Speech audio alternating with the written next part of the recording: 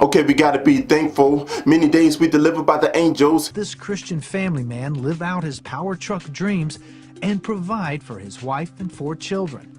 He never gave a second thought to the dangers of working on engines that weighed thousands of pounds until November 16th, 2006.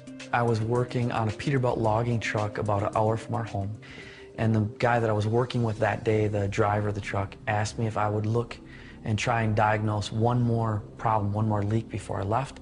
So if you can picture one of these great big Peterbilt trucks, here's the front bumper, and I slipped underneath that great big chrome bumper feet first, and he had the front axle jacked up in the air and the passenger side wheel removed. The axle is going right across my chest at this point, maybe an inch or 2 above my chest. Then just as Bruce slipped under the truck, the 20-ton capacity jack holding up the truck shot out from its position. And this 10,000, 12,000 pounds of weight that is on these 2 front wheels, on this axle, came down across my midsection, basically like a blunt guillotine, and just crushed me in half. Blood had splattered the inside of my throat, the back of my throat when it fell. And I could see that there was less than an inch of airspace between the bottom of the axle and the cement. So I knew that I was thinner than my body was thinner than an inch. The man jacked the truck up off of me. I begged him to get me out from underneath the truck. He didn't want to because he could tell that I had to have a broken back, and I did. My vertebrae in my back were cracked the width of the axle. It was the most incredible pain you can think of. I've never felt any kind of pain like that. The very next thing it is, I just called out, "Lord, help me." I called it out twice, "Lord, help me." Instantly, all of the pain left Bruce's body. At that point, I went unconscious. My spirit left my body, floated up into the ceiling, and now my spirit is looking down on the accident scene from above. The man I've been working with was on his knees above my body. He's talking, I can hear him talking. He's saying things like, "I'm sorry, I'm sorry." But on each side of him, also on their knees, was a huge angel. Their heads stuck up at least this much taller than his head. So if you would have stood them up, they would have had to been like 8 feet tall. They did not have wings. They were just very broad shoulders. Again, between the 2 angels and him, it took up the whole front of this truck. There was a bright light shining around each one of them. They were matching bookends. They looked identical. They just had their arms underneath the truck, not holding the truck up, but had their arms angled in towards my body. There was no pain. In fact, just peace, and I can't even describe, words can't describe the peace that I felt in the ceiling. Bruce knew he had a serious choice to make. I was definitely on the point, on the verge of life and death. There were 2 voices, thoughts in my head. One was, shut your eyes, give up and die, and you're just gonna go to heaven anyway. It was very loud. There was another voice in my head, thought, much quieter, more of a whisper, and that one said, if you want to live, you're going to have to fight, and it's going to be a hard fight. And next thing I knew, my spirit went back down into my body like that, just like a shot. Bruce was conscious as he was flown on a life flight to the hospital. Doctors there doubted he would even survive the next few hours. His ribs were broken, his pancreas and spleen crushed, and several major arteries had been severed. I had 5 places that major arteries were completely severed. I found out from doctors that there was a medical study done in 2001. According to that study by the University of Southern California, they've used my case and compared it against that study, and according to that, they can't find anyone else in the world that's ever lived with 5 major arteries being severed. So I should have bled to death in just a few minutes. So my thought is the angels were there to somehow hold me together. Bruce stayed in the hospital for over 2 months and survived 5 major surgeries.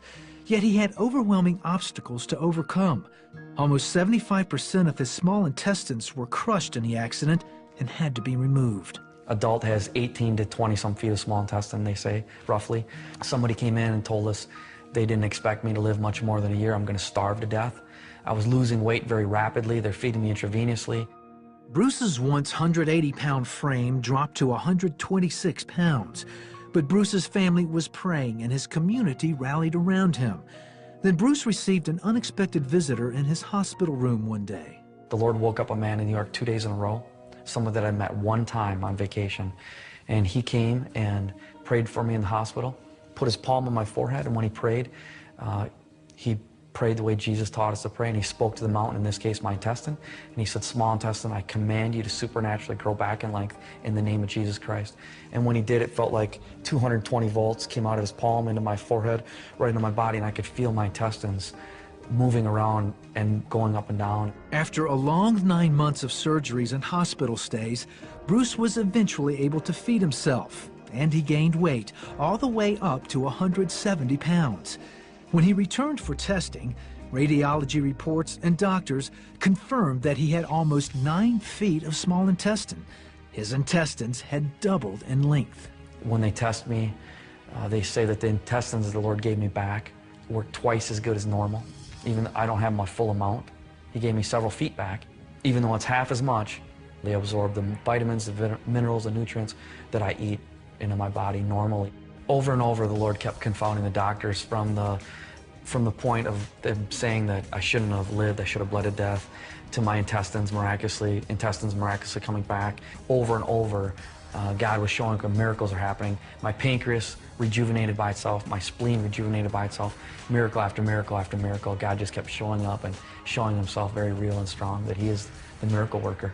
Today, through their organization, Sweetbread Ministries, Bruce and his family travel together to talk about supernatural healing.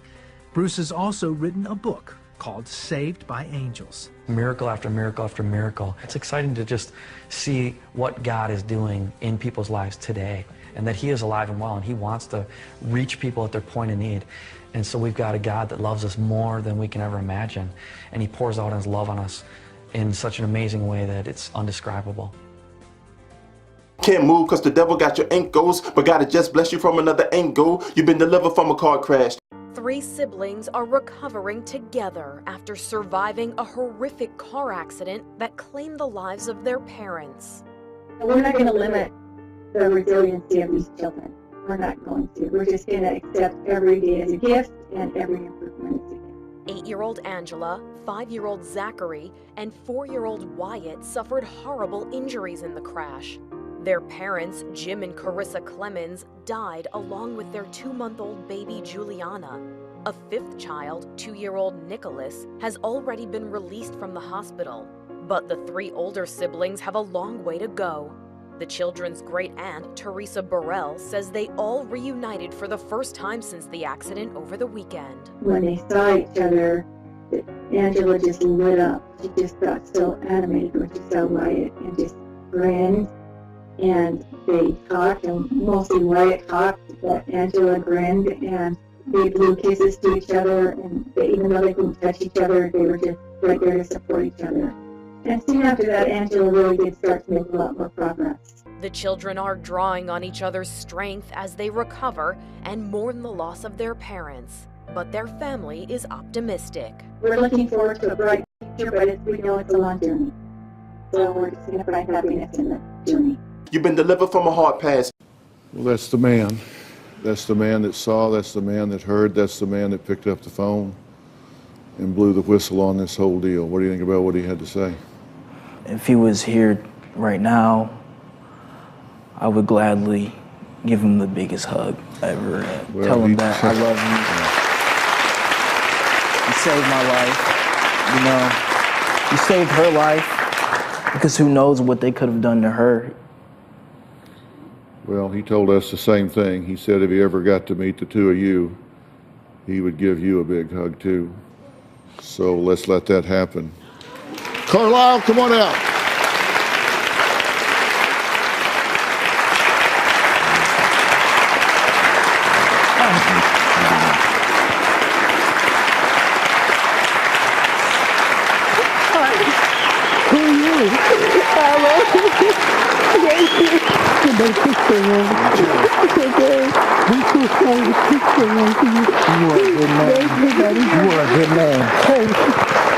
What's your name?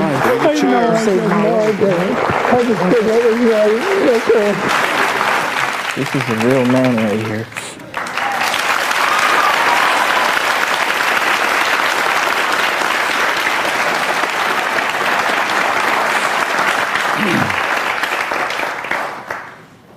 But for you doing what you did, one or both of these young people might not be here today. How does it feel to see these two young people now? It's amazing. It's absolutely amazing. I'm so proud of you guys. You've been delivered and forgiven, so giving thanks is really not a hard task. We shouldn't be hesitant if anything that God asks. I'm still full because everything God has, we can have it in His Word. It's the broadcast. He protects like a hard cast. The only character in this movie is you, no broadcast. I'm thankful for my family, all I have. Family feud, many without a mom and dad. Family choose to separate common tasks, but the Lord specializes in coming back. Give thanks in all circumstances. Check delayed, that we prefer advances. Opportunity missed, that we prefer more chances. We should have spoke but couldn't produce a verbal answer. We got our regrets once we can't avoid, but the book of James tells us count it all joy and give Him all glory, because everybody is full of something, but if there's something that's God, He's all for it. Woo!